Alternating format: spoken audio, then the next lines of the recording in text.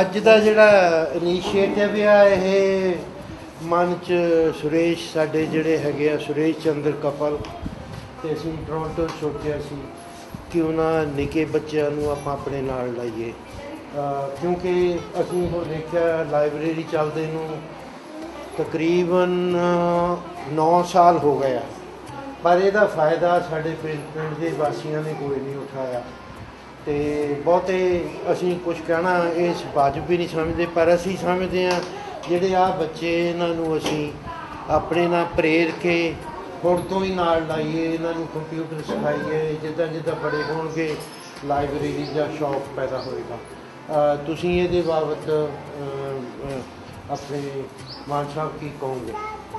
जो जोगिंदर सिंह जी कलसी साहब, सरदार प्रीतम सिंह जी ते होर मेरे साथी छोटे आंगनबाड़ी के बच्चे उन्होंने टीचर साहब जो बच्चे आ ये देश का भविष्य है, इन्हों संभालना बहुत जरूरी है क्योंकि अज के बच्चे ने कल का नेता, कल का डॉक्टर, कल का इंजीनियर बनना। जे हुण तो इन्हों असी संभालांगे, इन्हों की नींह पक्की करांगे तो कल जो देश है वो अच्छा बनता। इस करके जे ये छोटे बच्चे चंगे बनके तो प्राइमरी स्कूल के हाई स्कूलों में सानू चंगे स्टूडेंट बनते। सो मैं बहुत शलाघा करता कलसी साहब के संबंधी। सो साढ़े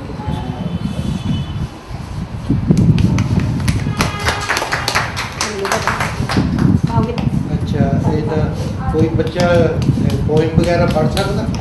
पोइमां वाले साढ़े हो चल गए। हम नवी कमेटी मैंबरां का बहुत धन्यवाद करदी हाँ कि जिन्होंने साढ़े बच्चों ਲਈ बहुत सारा सानू सहयोग दिता। ਅਸੀਂ ਇਹਨਾਂ ਦੀ ਬਹੁਤ ਇੱਜ਼ਤ ਮਾਣ ਕਰਦੇ ਹਾਂ ਤੇ ਅੱਗੇ ਤੋਂ ਵੀ ਅਸੀਂ ਆਪਣੇ ਬੱਚੇ ਇੱਥੇ ਲੈ ਕੇ ਆਇਆ ਕਰਾਂਗੇ। ਇਹਨਾਂ ਨੂੰ ਸਿੱਖਿਆ ਜਿਹੜੀ ਵੀ ਦੇਣਗੇ ਉਹ ਅਸੀਂ ਪ੍ਰਾਪਤ ਕਰਾਂਗੇ। ਧੰਨਵਾਦ।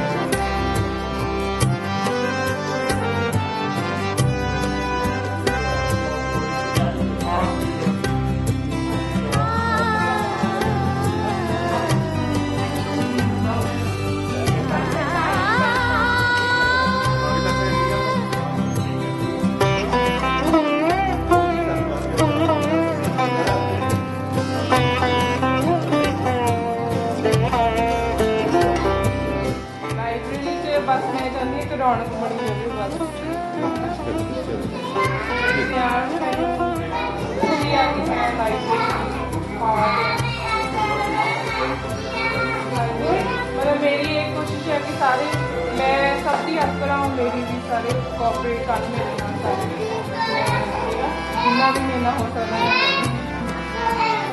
चलो धन्यवाद जी।